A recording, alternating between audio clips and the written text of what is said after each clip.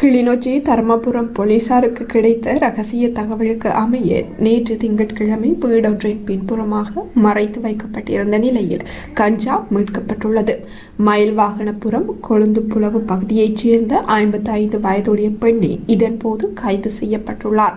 79 kilo 245 gram நிறை கொண்ட கேரளா கஞ்சாவே தர்மபுரம் போலீசாரால் மீட்கப்பட்டுள்ளது. கைது செய்யப்பட்ட சந்தேக நபரான பெண் மற்றும் தடய பொருட்கள் என்று செவ்வாய்க்கிழமை கிளிநொச்சி மாவட்ட நீதவான் நீதிமன்றத்தில் முற்படுத்த நடவடிக்கை எடுக்கப்பட்டுள்ளதாக தர்மபுரம் போலீஸ் நிலைய பொறுப்பதிகாரி DMSJ திசாநாயக்க தெரிவித்துள்ளார். குறித்த கஞ்சாவானது இந்தியாவிலிருந்து கொண்டுவரப்பட்டிருக்கலாம் என போலீசார் சந்தேகிக்கின்றனர்.